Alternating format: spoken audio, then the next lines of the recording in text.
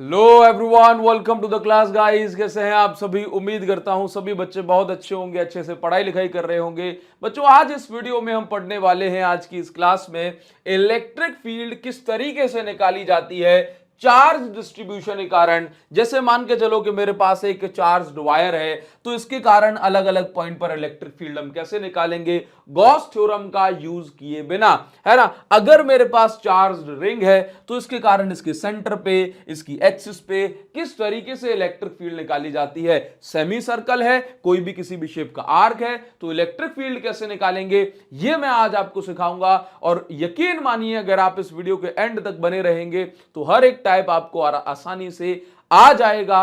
और मैं आपको बताना चाहता हूं कि इसमें जो एकदम इजीएस्ट नोट्स हर एक क्लास के अगर आप जो है एक्सेस करना चाहते हैं, आप चाहते हो कि आप डाउनलोड कर लो और आसान भाषा में ऐसे नोट्स जिनको पढ़ के ही आपका मन खुश हो जाए, एक बार में चैप्टर रिवाइज हो जाए पूरा, है ना। चाहे वो आप अपने पेपर में लिख के आओ, टेस्ट में लिख के आओ, पूरे मार्क्स मिलेंगे। तो ऐसे नोट्स को डाउनलोड करने के लिए और इनसे पढ़ने के लिए आप जो हमारा टेलीग्राम चैनल है अभिषेक साहू सर फिजिक्स, उसको आप ज्वाइन कर सकते हैं। टेलीग्राम चैनल की जो लिंक है आपको इस वीडियो के डिस्क्रिप्शन में मिल जाएगी, तो इस लिंक से आप इस टेलीग्राम चैनल को ज्वाइन करें। सब कुछ यहां पर फ्री ऑफ कॉस्ट आपको मिलता है, एकदम ऐसा स्टडी मटेरियल जो कि प्रीमियम है, आसान भाषा में है। पूरे साल भर फिजिक्स में आपकी जो है यहां पर मदद होती रहेगी।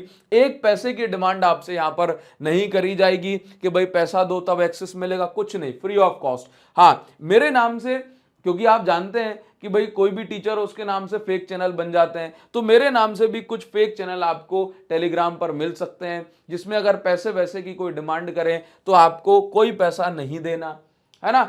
आप इस चैनल को लिंक के थ्रू ज्वाइन करेंगे, लिंक के थ्रू, है ना, तो फिर आप ये मान के चलें आप सही चैनल में पहुंचेंगे जहां पर आपको सिर्फ पढ़ाई लिखाई का कंटेंट ही मिलता है। क्लियर?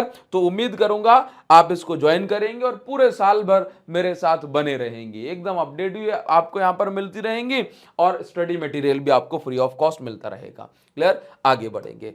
आगे बढ़ने से पहले, अगर आप फिजिक्स में एक एवरेज बच्चे हो जिसको न्यूमेरिकल में डर लगता है, आपको ऐसा लगता है कि सर न्यूमेरिकल नहीं बनते मुझसे, है ना, सब इंटेलिजेंट बच्चों को ध्यान में रख के पढ़ाते हैं, कोई एवरेज बच्चे की बात नहीं सुनता, तो ऐसे बच्चों के लिए हम लेकर के आए हैं विनर्स बैच। इस विनर्स बैच के अंदर कंप्लीट क्लास 12 फिजिक्स का सिलेबस आपको पढ़ाया जाएगा। डेली लाइव क्लासेस होती हैं 8 बजे शाम के, 8 बजे से 9 बजे तक। लाइव क्लासेस अगर आपकी मिस हो जाए तो वही क्लासेस आप रिकॉर्डेड फॉर्म में देख सकते हैं, है ना। इस बैच के अंदर आपको हम क्या प्रोवाइड करा रहे हैं, इस बैच के अंदर हम आपको क्या क्या प्रोवाइड करा रहे हैं। पहली चीज आप ये देखो, दोनों प्रकार के लेक्चर्स मिलेंगे, लाइव और रिकॉर्डेड लेक्चर। आपको दोनों टाइप के नोट्स मिलेंगे, प्रिंटेड नोट्स और daily lecture PDF. Printed notes ऐसे होंगे, एक बार पढ़ ली तो समझ लो पूरी फिजिक्स में आपका काम हो जाएगा, एकदम आसान नोट्स होंगे। प्रीवियस ईयर क्वेश्चन कराए जाएंगे आपको, यहां पर नीट के क्वेश्चन भी कराए जाएंगे और जेई के भी अच्छे क्वेश्चंस यहां पर कराए जाएंगे चैप्टर खत्म होने पर। इसके अलावा मैं आपको बता दूं, डाउट्स आपके क्लास के दौरान लिए जाते हैं, वैरायटी ऑफ क्वेश्चंस, चाहे वो सेल्फ असर्शन रीजन वाले क्वेश्चन हो या फिर एमसीक्यू हो, केस स्टडी हो, सब कुछ यहां पर आपको मिलेगा, है ना। और ये जो बैच है ये एवरेज बच्चे को ध्यान में रख करके बनाया जा रहा है, इसके अंदर पढ़ाया जा रहा है। मेरी अप्रोच ही एवरेज बच्चे के लिए होती है कि भाई उस बच्चे को जिसको कोई नहीं पूछ रहा है उसको ज्यादा, उस पर ज्यादा ध्यान दिया जाए। तो अगर आप एवरेज बच्चे हो फिजिक्स में, न्यूमेरिकल में आपको डर लग रहा है, तो बिल्कुल जीरो से न्यूमेरिकल आपको यहां पर पढ़ाए जाएंगे ताकि आपको कोई दिक्कत ना हो। और आपको बता दूं कि जब आप नवंबर दिसंबर में पहुंचोगे तो हम क्रैश कोर्स स्टार्ट करेंगे। जो बच्चे एनरोल नहीं होंगे ना, तो उनको क्रैश कोर्स अलग से परचेज करना पड़ेगा। लेकिन अभी जो बच्चे क्रैश कोर्स में, अभी जो बच्चे इस बैच में एनरोल हो जाएंगे, उनको क्रैश कोर्स भी एग्जाम टाइम पर फ्री ऑफ कॉस्ट मिलेगा। और मैं आपको बता दूं, अगर नवंबर दिसंबर में आप 2 महीने के लिए जितना पे करते हो उतने ही प्राइस में अभी आपको मिल जाएगा ये फुल ईयर कोर्स। और क्योंकि बच्चों की अभी डिमांड आ रही थी मेरे पास, तो अभी भी ये कोर्स आपको 999 में मिल जाएगा। अगर आप थोड़ा और लेट हो जाओगे एक आध दिन, तो ये ऑफर कभी भी किसी भी टाइम पर ये बंद हो सकता है। तो बस ये चाहूंगा कि अब की बार आपके 95 पार जाएं। अब के बार 95 पार ये हमारा टारगेट है। और अगर आप एवरेज बच्चे भी हो, डेली क्लास ले रहे हो, डेली अगर आप जो क्वेश्चंस आपको कराए जा रहे हैं आप उनको मेरे साथ कर रहे हो, आप चैप्टर खत्म होने पे प्रॉपर टेस्ट दे रहे हो, तो बस आपके 95 पार कोई नहीं रोक सकता। 100% मैं आपसे इस बात की गारंटी आपको देता हूं। क्लियर है? चलिए आगे हम बढ़ेंगे और आगे बढ़ने के बाद हम पहले आपको ये समझाएंगे कि हमारी आज की क्लास की डिमांड क्या है, आज हम इस वीडियो में क्या पढ़ने वाले हैं। ठीक है, चलो। तो क्योंकि हमारा टॉपिक क्या है, electric field due to charge distribution, तो पहले आपको बताता हूं कि एक्चुअल में चार्ज डिस्ट्रीब्यूशन क्या है। ये मेरे पास एक रिंग है, ठीक है, इस रिंग को मैंने चार्ज दिया, मेटल की रिंग होगी तो ये चार्ज क्या होगा, पूरे रिंग पर यूनिफॉर्मली यानी कि बराबर बराबर डिस्ट्रीब्यूट हो जाएगा। ठीक है, बराबर बराबर डिस्ट्रीब्यूट होगा। चाहे रिंग है तो भी डिस्ट्रीब्यूट हो जाएगा, एक सिंपल वायर होगा तो भी चार्ज कैसा होगा, मेटल वाले केस में बराबर बराबर डिस्ट्रीब्यूट हो जाएगा। ठीक है, इसके अलावा अगर ये रिंग ना हो, चार्ज मतलब ये वायर ना हो, ये शीट अगर है किसी प्रकार की, है ना, तो इस पर भी क्या होगा, चार्ज इस प्रकार से बिखर जाएगा यानी कि यूनिफॉर्मली डिस्ट्रीब्यूट हो जाएगा। ठीक है, कोई स्फीयर है जो कि सॉलिड है, कंडक्टर होगा तो कंडक्टर वाले केस में तो चार्ज हमेशा सरफेस पे आएगा, लेकिन अगर ये इंसुलेटर है तो इंसुलेटर में चार्ज पूरा का पूरा चार्ज सरफेस पे नहीं आते, जहां टच कराते हो, जहां चार्ज देते हो वहीं पे रहता है। तो इंसुलेटर वाले केस में चार्ज पूरे वॉल्यूम में भी पाया जा सकता है। ठीक है, तो कितना चार्ज कितने लेंथ में, कितना चार्ज कितने एरिया में, कितना चार्ज कितने सरफेस पर फैला हुआ है, उसको हम बोलते हैं चार्ज डेंसिटी। क्या बोलते हैं? Charge density. अब चार्ज डेंसिटी आपकी तीन प्रकार की होती है। कौन कौन सी सर? चार्ज डेंसिटी होती है हमारी तीन प्रकार की। एक होती है लीनियर चार्ज डेंसिटी, जब हमारा जो चार्ज है वो किसी लेंथ पर फैला हो। लेंथ लीनियर चार्ज डेंसिटी कब कहते हैं? जब किसी कंडक्टर की या किसी ऑब्जेक्ट की लेंथ काफी ज्यादा हो, उसके थिकनेस, उसके एरिया और उसके वॉल्यूम के मुकाबले, तो हम उसको बोलते हैं ये लीनियर कंडक्टर है ना। यहां पर जो डेंसिटी है वो लीनियर चार्ज डेंसिटी है। ठीक है, लीनियर चार्ज डेंसिटी। एक होती है सरफेस चार्ज डेंसिटी, जब चार्ज किसी एरिया या सरफेस एरिया पर फैला हो। और तीसरी होती है वॉल्यूमेट्रिक चार्ज डेंसिटी, जब चार्ज पूरे वॉल्यूम में भरा हो। तो लीनियर चार्ज डेंसिटी को लैम्डा से, इसको सिग्मा से और इसको रो से रिप्रेजेंट करते हैं। लीनियर चार्ज डेंसिटी को लैम्डा से, तो फॉर्मूला होता है lambda is equal to charge upon length. इसका मतलब है कि कितनी लेंथ पे कितना charge. For example 1 metre length पे 1 कूलाम चार्ज अगर फैला है तो चार्ज डेंसिटी बोलेंगे 1 कूलाम पर मीटर। लेकिन ऐसा भी हो सकता है कि भाई साहब बहुत ज्यादा चार्ज है, जैसे आप ऐसे मान लो कि 1 सेंटीमीटर पे 1 कूलाम चार्ज है, तो चार्ज डेंसिटी कितनी हो जाएगी? सेंटीमीटर को मीटर में कन्वर्ट करूंगा तो ये हो जाएगा 10⁻⁻² मीटर। माइनस का 2 ऊपर जाएगा तो प्लस का 2 हो जाएगा, तो 10⁻² कूलाम पर मीटर। ये क्या हो गई? चार्ज डेंसिटी हो गई। तो चार्ज डेंसिटी से आप क्या समझते हो? कितना चार्ज कितने लेंथ या कितने एरिया या कितने वॉल्यूम पर फैला हुआ है। Formula lambda is equal to Q by L. Lambda is equal to Q by L. देखो कई बार क्या होता है कि हमें पूरे लेंथ से मतलब नहीं होता, पूरे कंडक्टर से मतलब नहीं होता, हमें उस कंडक्टर के छोटे से भाग यानी कि छोटे से हिस्से से मतलब होता है। ठीक है, तो छोटे से पार्ट पे, जैसे इसका नाम मैंने दिया डीएल, छोटी सी लेंथ पे कितना चार्ज होगा? छोटा सा। अगर कंडक्टर का थोड़ा सा पार्ट लिया है तो चार्ज भी उस पर कितना होगा? थोड़ा सा। तो डीएल पर कितना चार्ज? D Q. तो आप ये देखो कि lambda is equal to small length की जब बात करता हूं तो स्मॉल लेंथ पे कितना चार्ज होगा? Small charge. तो lambda is equal to d Q by d l लेते हैं स्मॉल कंडक्टर या स्मॉल लेंथ के लिए। तो डी क्यू को हम क्या लिख सकते हैं? लैम्डा एल लिख सकते हैं। इसी प्रकार से एरिया वाले केस में हो जाएगा d Q by d A, d Q की वैल्यू हो गई। ठीक है, इसी प्रकार से वॉल्यूम वाले केस में हो जाएगा। क्लियर? उम्मीद करूंगा यहां तक आपको सारी चीजें क्लियर हुई होंगी। अब सबसे पहला जो क्वेश्चन हमें मिलता है उसको समझते हैं।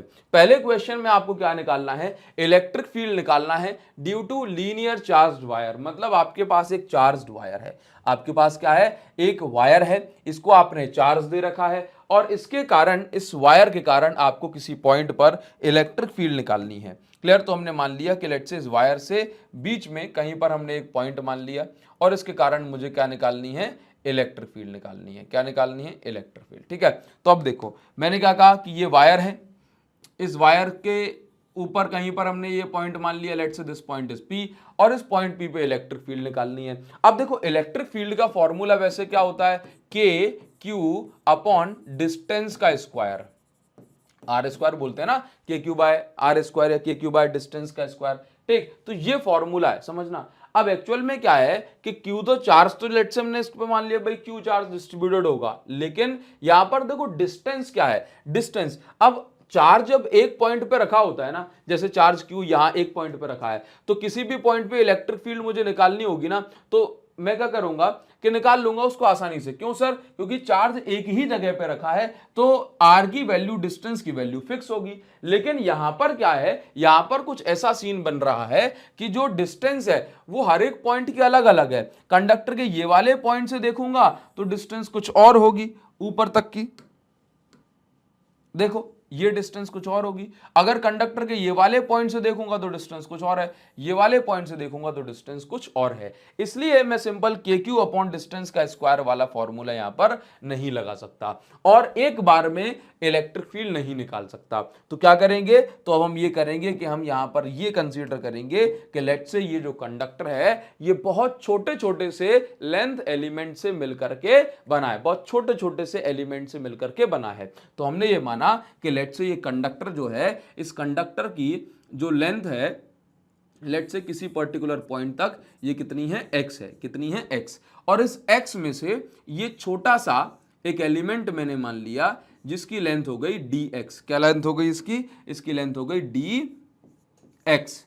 ठीक है, x का एक बहुत छोटा सा पार्ट क्या कहलाएगा, dx कहलाएगा। इसी प्रकार से यहां पर भी एक छोटा सा जो है लेंथ एलिमेंट मैंने कितना कंसीडर कर लिया, dx, और यहां तक की लेंथ भी मैंने कितनी मान ली, x मान ली। ठीक है, देखो x का छोटा सा पार्ट dx। अब आप ये देखिए कि इसके कारण जो इलेक्ट्रिक फील्ड होगी वो उसकी डायरेक्शन कहां जाएगी। देखो पॉजिटिव चार्ज के कारण क्या होता है, इलेक्ट्रिक फील्ड हमेशा अवे फ्रॉम द चार्ज जाती है, चार्ज से दूर की ओर जाती है, बाहर की ओर जाती है। तो जैसे ये मेरे पास एक पॉजिटिव चार्ज है, ध्यान समझना, ये सब पे पॉजिटिव चार्ज है ना, तो अगर इस पार्ट के कारण इलेक्ट्रिक फील्ड मुझे देखनी है तो उसकी डायरेक्शन कहां होगी, ये होगी।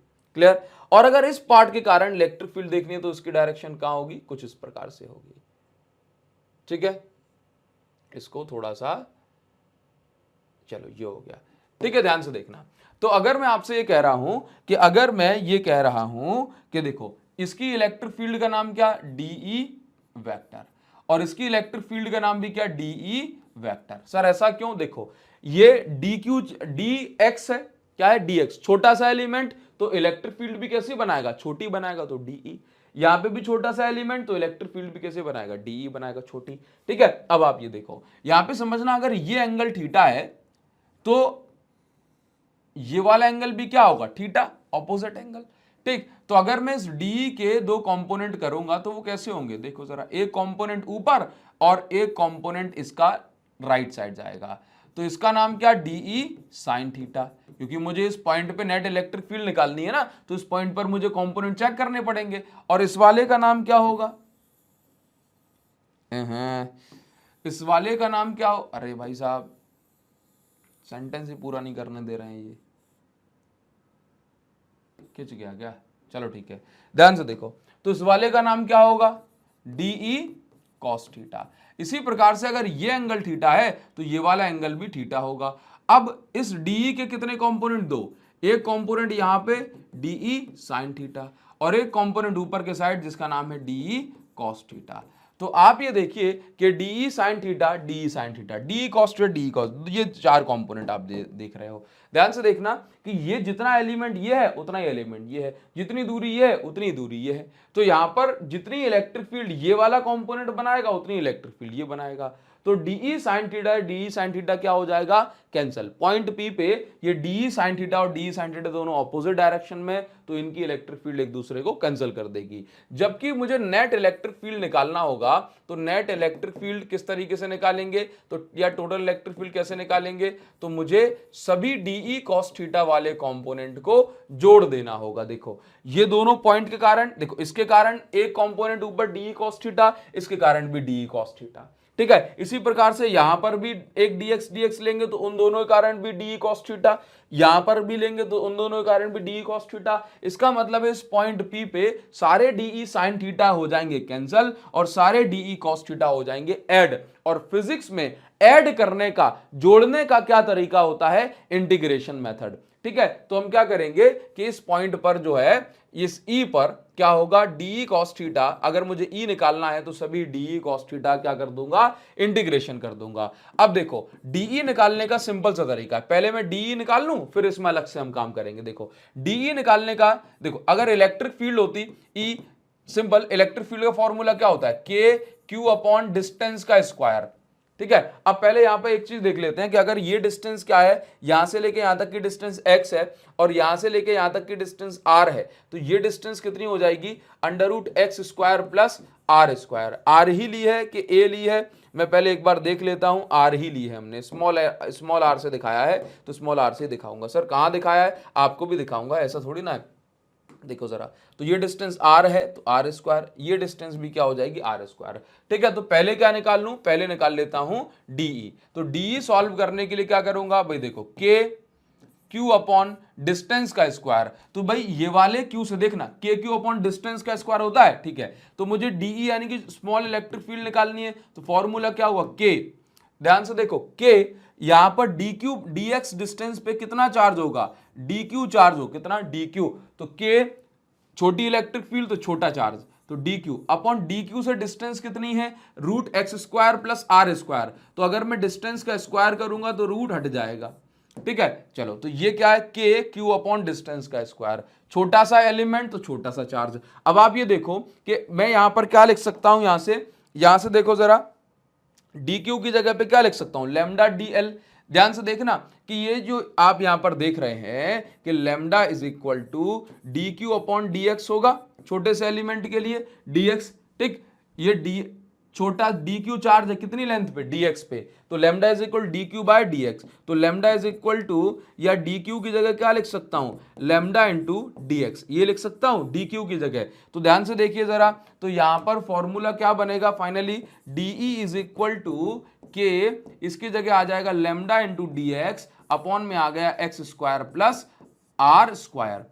क्लियर? अब यहां पर कुछ छोटी छोटी चीजों की आपको जरूरत होगी। क्या सर? कि देखो मुझे ना क्या करना है यहां पर कि dx को क्या लिख सकता हूं मैं, समझिए जरा।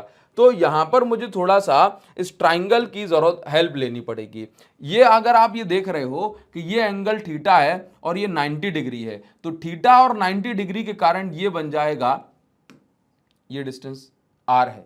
ठीक है, थीटा और 90 डिग्री के कारण ये बन जाएगा बेस।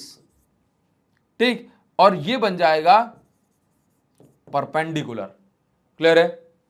ये बेस है, ये परपेंडिकुलर है, ये क्या है? हाइपोटेन्यूस। तो अगर आप ध्यान से देखेंगे, यहां पर हमें थोड़ी सी डिफरेंशियल इंटीग्रेशन की जरूरत पड़ेगी। तो अगर आप ध्यान से देखेंगे इस ट्राइंगल में कि अगर मैं परपेंडिकुलर अपॉन बेस करता हूं तो मुझे क्या मिलेगा? Ten theta. तो अगर मैं ये देखता हूं इन ट्राइंगल, कुछ भी मैं नाम दे सकता हूं, या मैं सिंपल यहां लिख सकता हूं फ्रॉम फिगर। इस फिगर से मैं क्या लिखता हूं यहां पे कि परपेंडिकुलर अपॉन बेस यानी कि x upon R is equal to क्या है? Tan theta. देखो परपेंडिकुलर अपॉन बेस क्या होता है? Tan theta. तो x अपॉन आर क्या बना दिया मैं? Tan theta. तो यहां से x की वैल्यू क्या हो जाएगी? ये हो जाएगी r टेन थीटा। क्या हो जाएगी? r tan theta. ठीक है, अब मुझे x तो चाहिए, x तो मुझे मिल गया, अब मुझे dx की वैल्यू भी चाहिए।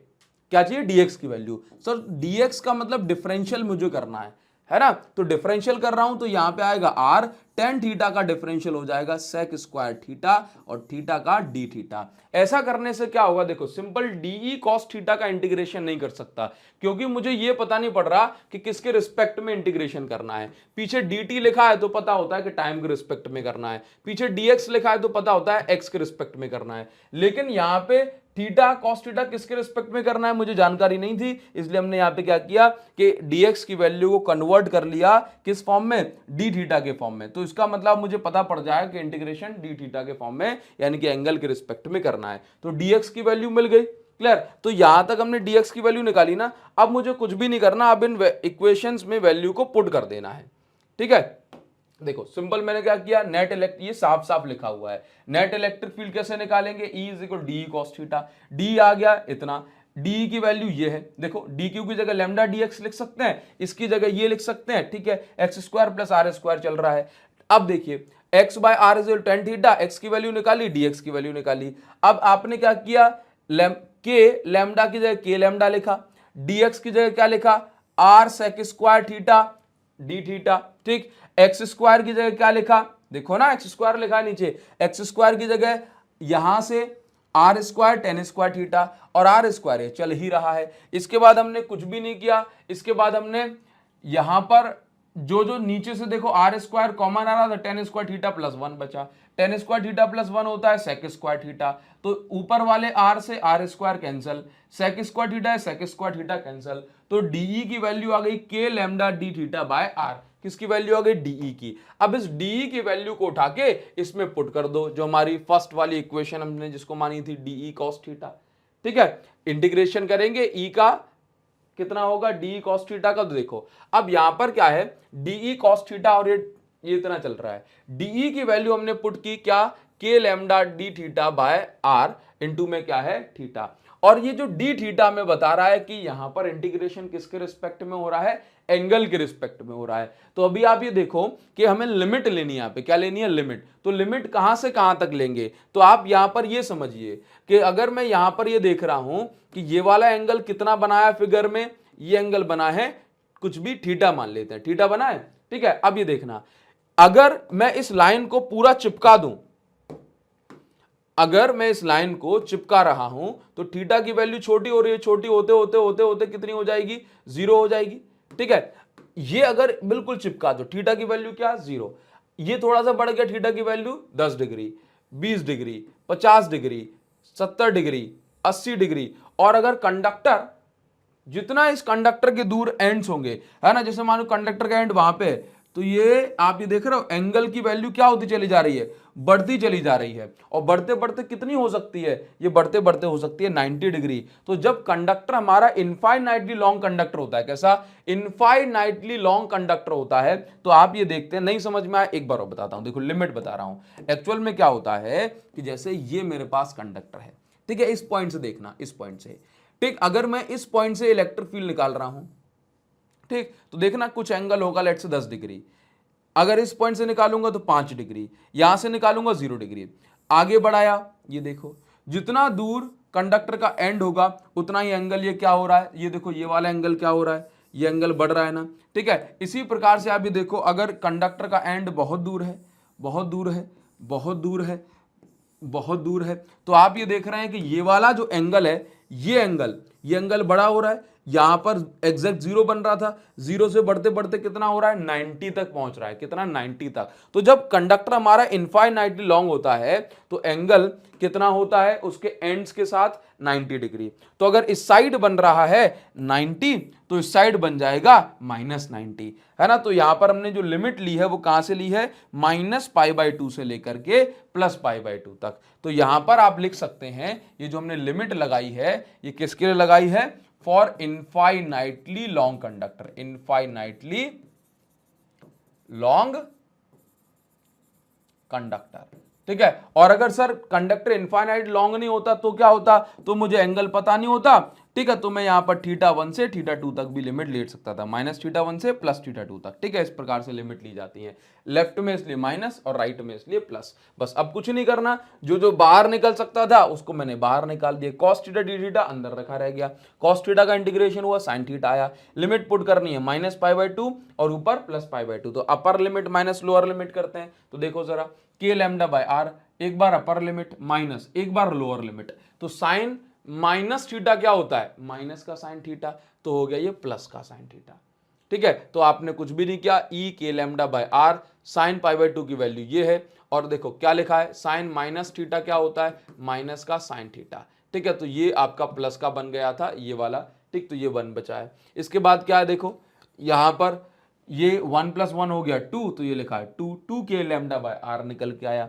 ई इज इक्वल टू, अगर मैंने 2 को 2 लिखा, के को लिखा 1/4πε0, लैम्डा को लैम्डा लिखा, आर को आर लिखा, तो 2 से ये कट गया, तो क्या बचा, λ/2πε0 आर। यहां पर आपने देखा कि इलेक्ट्रिक फील्ड का ये फॉर्मूला निकल के आया है, तो electric field is inversely proportional to distance या E is inversely proportional to r, ये आप इस प्रकार से प्रूव कर सकते हैं। ग्राफ जब बनाना होता है तो इस प्रकार से ग्राफ बनाते हैं।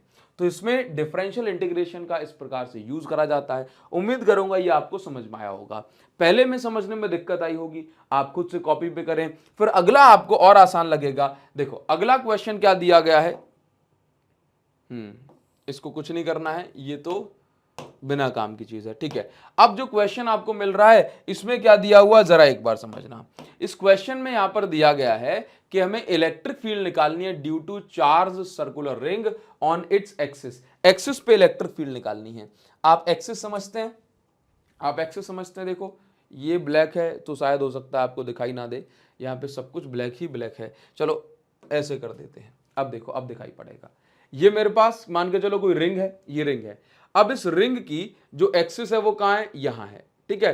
तो जैसे ये जो उंगली है, ये उंगली मेरी यहाँ पे फिंगर, ठीक है, इस पॉइंट पे मुझे निकालना है। ये रिंग है, इस पे चार्ज है, ये इस प्रकार से, इस पे क्या है, इस पे चार्ज है, ठीक है। अब इसकी एक्सिस पे मुझे क्या करना है, ये इसकी एक्सिस है, इस पॉइंट पे मुझे इलेक्ट्रिक फील्ड निकालनी है। तो हमने क्या किया, कुछ भी नहीं किया, यहां पर सिंपल हमने ये माना कि ये मेरे पास एक रिंग है, ये इसकी एक्सिस है और इसकी एक्सिस पे इलेक्ट्रिक फील्ड निकालना है। सब चीज आप बताएंगे, ध्यान से देखना। तो सबसे पहले आप ये देखो कि मैंने यहां पर ये मान लिया कि देखो मैं क्या करूंगा, मैंने यहां पे क्या माना कि यहां पर फिर से छोटे छोटे से लेंथ एलिमेंट कंसीडर करूंगा। कैसे, छोटे छोटे से लेंथ एलिमेंट कंसीडर करूंगा।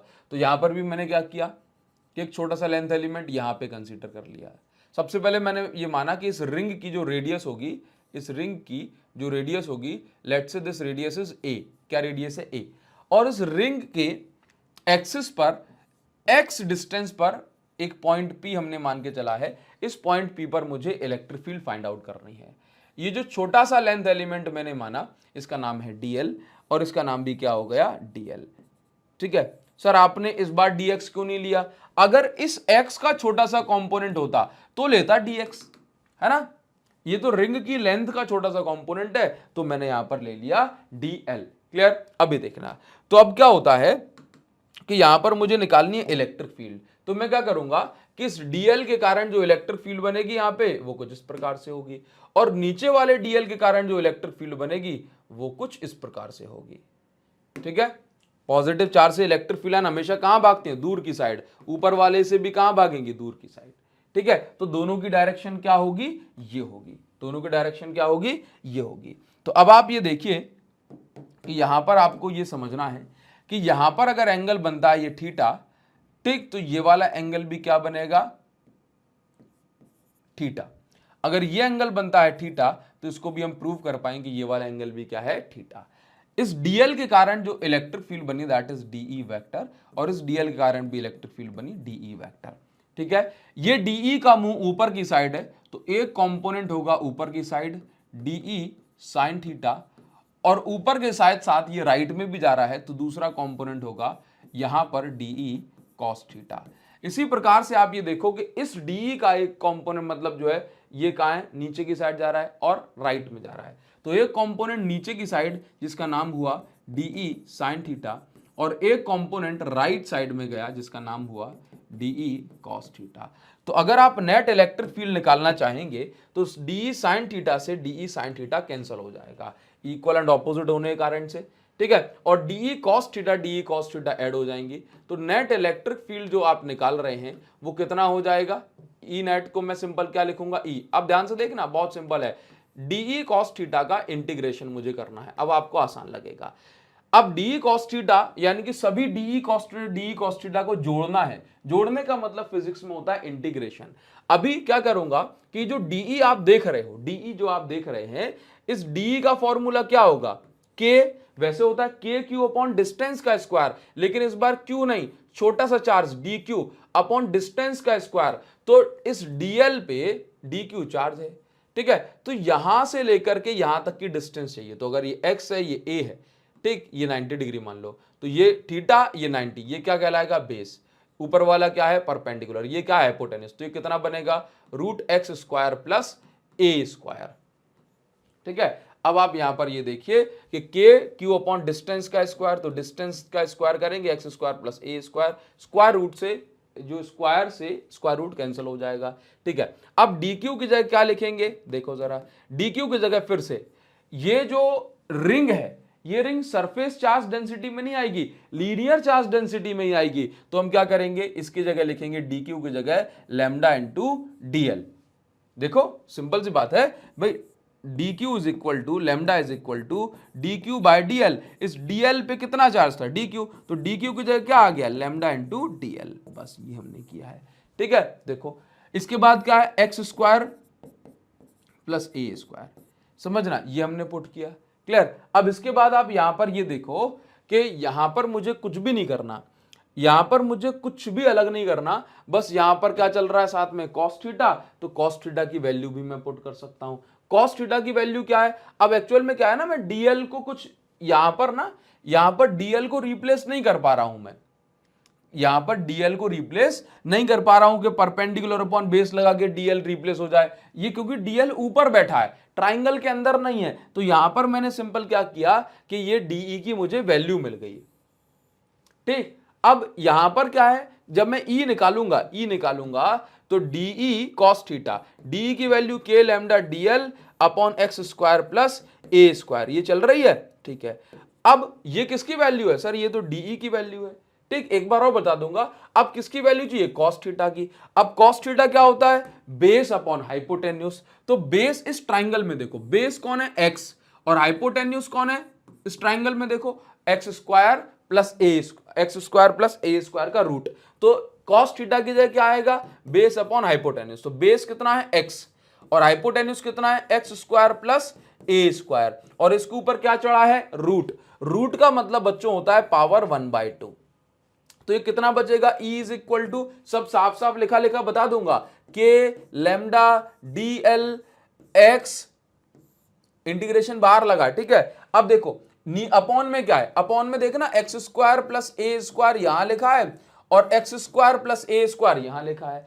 अब देखना दोनों का बेस कैसा है, सेम है, दोनों का बेस सेम है, तो पावर क्या हो जाती है, ऐड। इसकी पावर 1, इसकी पावर 1/2, तो पावर क्या हो गई, ऐड हो गई, पावर क्या हो गई, ऐड हो गई। बहुत सिंपल है। देखो यहां पर हम क्या करेंगे, के लैम्डा डीएल, ये एक्स जो कुछ भी होगा जो बाहर निकाल सकते हैं उसको बाहर निकाल देंगे, देखना।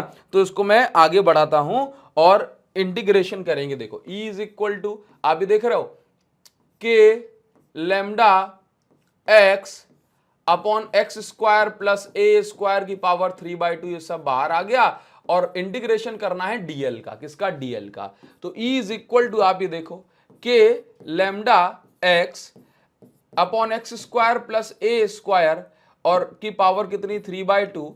अब डीएल क्या है, डीएल है छोटी सी लेंथ।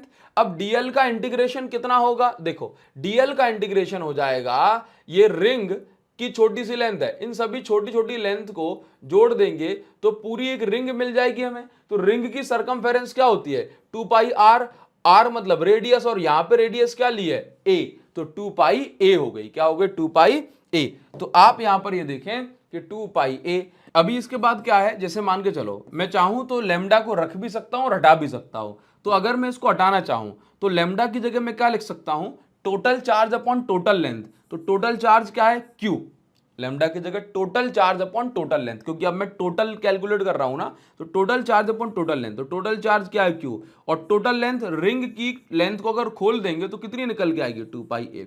तो के लेमडा की जगह Q/2 ए, एक्स की जगह एक्स, 2 ए की जगह 2 ए। ठीक है, अपॉन में क्या है, एक्स स्क्वायर प्लस ए स्क्वायर की पावर 3/2, ये चल रहा है। ठीक है, अब आप ये देखो 2 से 2 कट जाएगा, तो E इज इक्वल टू क्या बचेगा, k capital Q x upon x square plus ए स्क्वायर की पावर 3/2, ये बचेगा। क्लियर, ये आपका फॉर्मूला हो गया इलेक्ट्रिक फील्ड चार्ज्ड रिंग के कारण एक्सिस पर, एक्स दूरी पर कितनी बनेगी। क्लियर, अगर यहां पर एक कंडीशन ये भी बनती है कि जैसे मान के चलो ये रिंग है, रिंग की रेडियस ए है, और अगर ये ए जो है काफी छोटी है एक्स डिस्टेंस की कंपैरिजन में, तो ऐसे केस में हम क्या करेंगे, ऐसे केस में हम ये मानेंगे कि भाई यदि एक्स की वैल्यू बहुत बड़ी है ए से, then a can be neglected, then a can be neglected. ठीक है, अब आप ये देखें E is equal to k Q X, a को नेग्लेक्ट कर दिया तो क्या बचेगा, एक्स स्क्वायर और इसके ऊपर पावर 3/2, 2 से 2 कट जाएगा, E is equal to k Q x upon में क्या है एक्स क्यूब, तो E is equal to k Q by x square. यानी कि अगर डिस्टेंस बहुत बड़ी है तो रिंग भी कैसे एक्ट करेगी, पॉइंट चार्ज की तरह, के क्यू बाय डिस्टेंस का स्क्वायर, ये फॉर्मूला निकल के आ जाएगा। आपको यहां तक इसको याद रखना है, ठीक है। और अगर काफी बड़ी डिस्टेंस है तो पॉइंट चार्ज उसको कंसीडर कर सकते हैं, रिंग को खुद को, ये इसका सिग्निफिकेंस यानी कि ये मतलब है। उम्मीद करूंगा यहां तक समझ में आया होगा। आप चाहें तो दोनों का स्क्रीनशॉट ले सकते हैं और आपको टेलीग्राम पे इसके लिखे हुए नोट्स मिल जाएंगे, तो घबराने की जरूरत नहीं है, वहां से भी आप इसको समझ के जो है नोट कर सकते हैं, ठीक है। आगे बढ़ेंगे तो आपको अगला जो डेरिवेशन या मैं कहूं क्वेश्चन जो मिल सकता है वो कुछ इस प्रकार का मिलेगा। यहां पर आपको क्या निकालना है, यहां पर आपको फाइंड आउट करना है electric field due to, question क्या है, expression for electric field due to charged semi circular ring. Semi circular ring, एक सेमी सर्कुलर रिंग है, इसके कारण आपको इलेक्ट्रिक फील्ड निकालनी है, कहां पर, एट सेंटर, सेंटर पे आपको इलेक्ट्रिक फील्ड निकालनी है, ठीक है। इसका सेंटर हमने ये मान लिया, ये सेंटर पे। तो देखो अब आपको तरीका तो समझ में आ चुका होगा, क्या तरीका है कि जब भी ऐसी कंडीशन बने तो आप क्या करेंगे, छोटा सा लेंथ एलिमेंट कंसीडर करेंगे, ठीक है। सबसे पहले तो इसको दो पार्ट में डिवाइड कर दो, दो पार्ट में, ठीक है। तो हमने इसको इस तरह दो पार्ट में डिवाइड किया, ठीक है। अब आप क्या करोगे, छोटा सा एक लेंथ एलिमेंट कंसीडर करोगे, ठीक, कर लो कहां पर भी, जैसे मान के चलो मैंने यहां कर लिया, ठीक है। इस छोटे से लेंथ एलिमेंट का नाम आप कुछ भी दे सकते हैं, लेट्स से इसका नाम आपने दे दिया dl, क्लियर। अब dl है तो उस पर चार्ज भी कितना होगा, dq, तो लैम्डा की वैल्यू आ गई dq बाय dl, जहां जरूरत पड़ जाएगी वहां रख देंगे, अगर नहीं पड़ेगी तो नहीं रखेंगे, कोई बात नहीं है, ठीक है। चलो मैं पहले इसको क्या लिख लेता हूं, बस dl। अब एक्चुअल में क्या है, मुझे यहां पर कुछ चीजों की गणना करनी पड़ेगी, यानी कुछ चीजें मुझे अलग से कैलकुलेट करनी है, जैसे कि मुझे ये बताना पड़ेगा ना कि यहां पर ना एंगल वेंगल कहां बन रहा है, मुझे ये बताना पड़ेगा ना कि जो dl है इससे कितनी दूरी है सेंटर की, हाँ, ये dl की इलेक्ट्रिक फील्ड यहां पे कितनी बन रही, देखो एक्चुअल में हमने क्या किया कि ये रिंग वाली बात की थी, तब भी dl के कारण इलेक्ट्रिक फील्ड निकाली इस पॉइंट पे, हाँ, जब कंडक्टर की बात की स्ट्रेट की तब भी dl के कारण इलेक्ट्रिक फील्ड निकाली, तो इस छोटे से dl के कारण भी तो यहां पर इलेक्ट्रिक फील्ड निकालेंगे ना। चलिए ठीक है, तो अभी देखने में बड़ा लग रहा है लेकिन dl काफी छोटा होगा, तो हमने कहा पहले तो इस पॉइंट से इस पॉइंट तक की जो इलेक्ट्रिक फील्ड हुई इसको हमने नाम दिया, अच्छा ठीक है, इस पॉइंट से इस पॉइंट तक का जो एंगल हुआ इसको हमने नाम दिया थीटा, क्या नाम दिया, थीटा। इसी प्रकार से ये जो छोटा सा dl है वो हम इस साइड भी कंसीडर करेंगे, इस साइड भी, और यहां से भी जो हम एंगल बताएंगे, let's say this angle is also theta, बड़ी सी लाइन बन गई है, छोटी सी कर देते हैं, ये वाला एंगल भी हमने क्या बता दिया, लेट्स से ये वाला एंगल भी है थीटा। अब हमने ये बताया कि भाई ये टोटल एंगल तो थीटा बन गया, ये टोटल एंगल क्या बन गया, थीटा। ये जो dl जो आप देख रहे हो, dl, ये जो dl आप देख रहे हो, ये dl भी कुछ छोटा सा एंगल यहां पर बना रहा है, ये जैसे मैंने आपको क्या बताया कि बड़ी सी लेंथ थी, बड़ी सी लेंथ x, उसका छोटा सा पार्ट dx, ठीक है। इसी प्रकार से अगर ये पूरा एंगल थीटा है तो dl जो इस पॉइंट पे एंगल बना रहा है ये वाला एंगल होगा थीटा का छोटा सा पार्ट d थीटा। इसी प्रकार से ये वाला dl भी जो एंगल बना रहा है इस एंगल की वैल्यू भी कितनी रख दें, d थीटा, क्लियर। अब ये जो जैसे dx ने इस जगह पे इलेक्ट्रिक फील्ड बनाई थी वैसे d थीटा भी इस जगह पे इलेक्ट्रिक फील्ड बनाएगा कुछ इस डायरेक्शन में जिसको हमने नाम दिया dE वेक्टर, किस डायरेक्शन में, इस डायरेक्शन में जिसको हमने नाम दिया dE वेक्टर, ठीक है। अब देखो इसी प्रकार से जब हम इसको ओपन करेंगे तो ये एंगल थीटा, ये एंगल थीटा, इसके भी दो कंपोनेंट, एक dE cos थीटा और एक और dE cos थीटा, और यहां पर एक dE sin थीटा यहां जाएगा और एक dE sin थीटा यहां जाएगा। बताओ जरा, क्लियर है, इसमें तो अब कोई बहुत ज्यादा परेशानी वाली बात नहीं है, क्लियर। अब आप ये देखो तो यहां पर हमने क्या किया कि इसको देखो ऐसे ऐसे समझ गए, ये हमने क्या किया था, ये एंगल डीएल है, ये टोटल एंगल कितना, व्हाइट से करूंगा ज्यादा शाइन करेगा, ये टोटल एंगल कितना, थीटा, थीटा का छोटा सा एंगल क्या, डी थीटा, ये टोटल एंगल क्या, थीटा, थीटा का छोटा सा पार्ट डी थीटा। ठीक है, आप यहां पर देखो, अगर ये पूरा थीटा तो ये वाला पूरा भी थीटा, ये पूरा थीटा तो ये वाला पूरा भी थीटा, इस थीटा का यहां बनेगा डीई वेक्टर, इसका यहां बनेगा डीई वेक्टर। ठीक है, अब आप ये देखो, इस डीई वेक्टर का एक कंपोनेंट डीई कॉस थीटा क्या बनेगा, डीई कॉस थीटा, इसका एक कंपोनेंट क्या बनेगा यहां पे, d sine theta, d E sine theta. Clear है, अब आप समझ गए कि नेट इलेक्ट्रिक फील्ड कैसे मिलेगी, डीई कॉस थीटा निकाल के, क्योंकि डीई साइन थीटा तो एक दूसरे को खत्म कर देगा, कैंसिल कर देगा, मर्डर कर देगा। ठीक है, तो आप ये देखो कि ये ई हमें निकालनी है तो डीई कॉस थीटा निकालना पड़ेगा। अब डीई क्या है, फिर से क्या होता है, के क्यू अपॉन डिस्टेंस का स्क्वायर, तो के यहां पर हमने डीएल पे कितना माना कितना चार्ज है, डी क्यू, तो डी क्यू अपॉन डिस्टेंस का स्क्वायर। अब चाहे मैं यहां पे बात करूं, चाहे यहां बात करूं, चाहे यहां बात करूं, चाहे यहां बात करूं, सेमी सर्कल की रेडियस सब जगह कैसी होगी, सेम, सर्कल की रेडियस भी हर जगह कैसी होगी, सेम, तो के डी क्यू बाय डिस्टेंस का स्क्वायर यानी आर स्क्वायर। ठीक है, अब आप ये देखो कि डी क्यू को क्या लिख सकता हूं, क्या लिख सकता हूं डी क्यू को, देखना जरा, यहां पर आप ये देखिए डी क्यू को क्या लिख सकता हूं, ये d Q by d L is equal to lambda. ठीक है, तो डी क्यू क्या लिख सकता हूं, lambda into d L. Clear, k lambda को एज इट इज रखा। अब आप ये देखो कि होता क्या है कि एंगल इज इक्वल टू होता है arc upon radius, arc upon radius, यही होता है। ठीक है, अब आप ये समझो कि एंगल कितना है, थीटा, आर्क जो आपने लिया है, अच्छा ऐसे देखो, छोटा सा एंगल की बात कर रहे हैं क्योंकि डीएल कितना है, छोटा सा है ना, तो एंगल डीएल कितना बना रहा है, डी थीटा।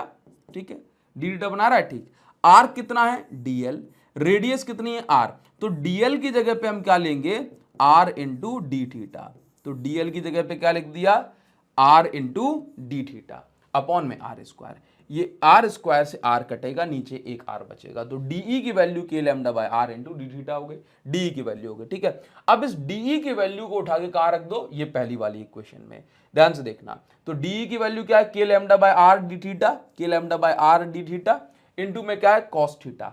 अब मुझे लिमिट भी पुट करनी पड़ेगी ना, तो आप ये देखो कि ये एंगल कितना हो सकता है, बीच से ये एंगल कितना हो सकता है, इस साइड का मैक्सिमम एंगल कितना जाएगा भाई, यहां तक ही तो जा सकता है 90 डिग्री, है ना, ये एंगल थीटा की वैल्यू 90 डिग्री हो सकती है, और ये वाली भी कितनी हो सकती है, ये ज्यादा से ज्यादा इस सेमी सर्कल में क्या एक और 90 बन जाएगा, यानी कि -π/2 से लेकर के +π/2, -π/2 से लेकर +π/2।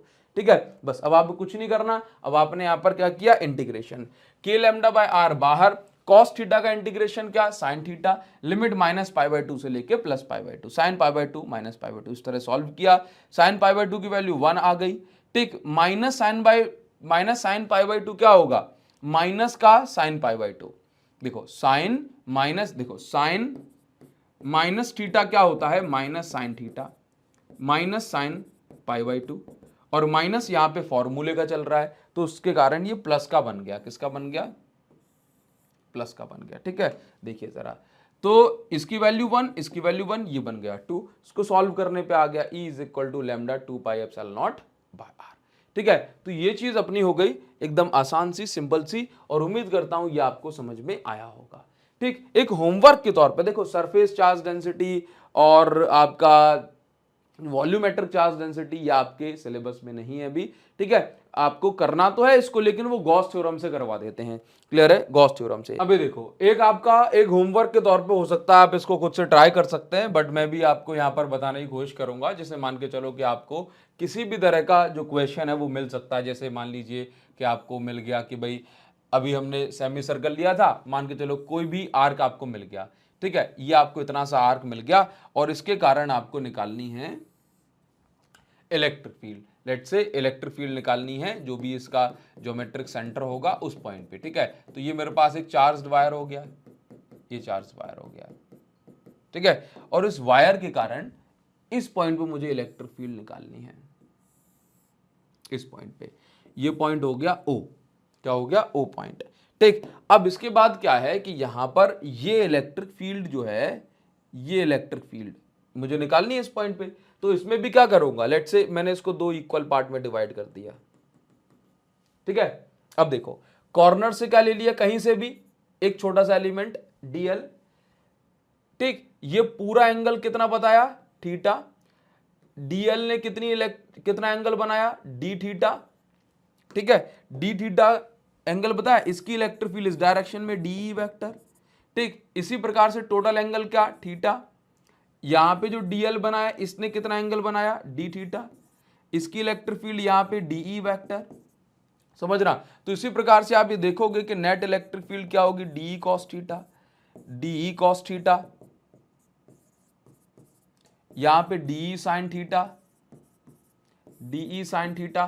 बस अब आप, मुझे उम्मीद है कि अब आप कर लोगे। पिछला वाला और इस वाले में कोई अंतर नहीं है, बस पिछले वाले क्वेश्चन में क्या थी, लिमिट थी कितनी, -π/2 से लेकर के π/2, क्योंकि पिछले बार मुझे पता था कि ये कितना जा रहा है, बस यहीं तक ये लाइन रहेगी यहां से, ठीक। ये एंगल जो थीटा है, इसको लिटा लिटा के हम कितना कर सकते हैं, इसको थीटा बिल्कुल 90 डिग्री तक टच करा सकते हैं, लेकिन यहां पर नहीं पता कि थीटा ये कितना हो सकता है, इस साइड और इस साइड। तो मैंने क्या माना कि लेट से इसको हम मान लेते हैं कि लेट से ये जो वैल्यू है ये -θ से लेकर के +θ तक हो सकती है। ये वैल्यू कहां से, -θ से लेकर के +θ तक ये वैल्यू को हम कंसीडर कर सकते हैं, ठीक है। या ऐसे भी कर सकते हैं, मैं आपको बता दूं, ऐसे भी कर सकते हैं। लेट से ये पूरा एंगल, ये क्या, ये पूरा एंगल हमने क्या मान लिया, ये पूरा एंगल मान लिया हमने फाई, क्या मान लिया, पूरा एंगल हमने मान लिया फाई, ठीक है। ये पूरा एंगल फाई मान लिया, ठीक है। तो यहां पर लिमिट हम क्या लगाएंगे, यहां हम लिमिट लगाएंगे -π/2 से लेकर के +π/2, इस साइड वाला -π/2, इस साइड वाला +π/2। तो बताओ जरा कैसे करेंगे, E = de cos थीटा का इंटीग्रेशन, ठीक है। E = de की जगह पे k dq बाय रेडियस जो है इसकी r², यहां पे क्या चल रहा है, cos थीटा, ठीक। E = k dq की जगह लैम्डा इंटू dl अपॉन में r², और ये cos थीटा चल रहा है, लिमिट चल रही। E = k लैम्डा dl की जगह पे फिर से क्या आ जाएगा, r इंटू डी थीटा, क्यों, angle is equal to arc upon radius होता है, तो arc is equal to, arc क्या है, dl आर्क है, ये क्या है, dl क्या है, आर्क है, ठीक है। तो आर्क इज इक्वल टू क्या, एंगल इंटू रेडियस, तो एंगल इंटू रेडियस, तो r इंटू रेडियस, ये डी थीटा अपॉन में r², ये cos थीटा चल रहा है, cos थीटा को cos थीटा लिखा रहे हैं, तो ठीक है। लिमिट लगा दो, डी थीटा आ गया, लिमिट लगा दी -π/2 से लेकर के +π/2 तक, ठीक। बस सॉल्व करो अभी इसको। E = k लैम्डा, यहां पे कितना बचेगा, बस अपॉन में बचेगा r, तो k लैम्डा बाय r, ये बाहर चला गया। cos थीटा का इंटीग्रेशन करेंगे, d थीटा -π/2 से लेकर के +π/2। E = k lambda by r, k lambda by r ये चलेगा, और यहां पर कितना हो जाएगा, साइन, ये cos थीटा है ना, तो sin थीटा हो जाएगा, sin थीटा, और लिमिट क्या है, लिमिट चल रही है अपनी -π/2 से लेकर के +π/2। तो E = k lambda by r, और ये हो जाएगा sin π/2 minus upper limit minus lower limit चलती है ना, तो बस आप इसको सॉल्व करें, माइनस का sin -π/2,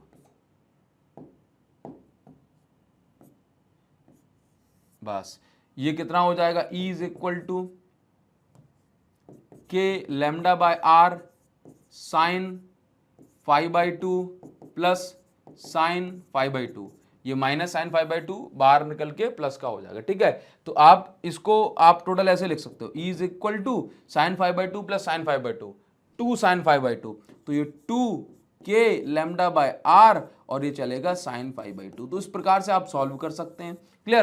तो जैसे मान के चलो अब आपको कुछ भी केस दे दिया जाए वो आप बना सकेंगे। आपको ऐसे दे दिया कि यहां पर ये कंडीशन दे दी बना लोगे। लिमिट क्या रहेगी, लिमिट रहेगी 0 से लेकर के π/2, लगा देंगे आंसर आ जाएगा। तो इस प्रकार से आपको सॉल्व करना है। ठीक, उम्मीद करूंगा ये आपको समझ में आया होगा और इस टाइप के जो भी क्वेश्चंस हैं वो आप बना सकेंगे। क्लियर, आज के लिए इतना ही रखूंगा। और जो बच्चे चाहते हैं कि विनर्स बैच में एनरोल हो जाए तो अभी आपके पास टाइम है, स्टार्ट किया है। क्लियर, तो आप अभी इसको एनरोल कर सकते हैं और अपने जो फिजिक्स में बहुत अच्छे मार्क्स हैं उसको सिक्योर कर सकते हैं आसानी के साथ। Thank you so much guys, thanks a lot, see you in the next video. Link इस वीडियो के डिस्क्रिप्शन में। Thank you.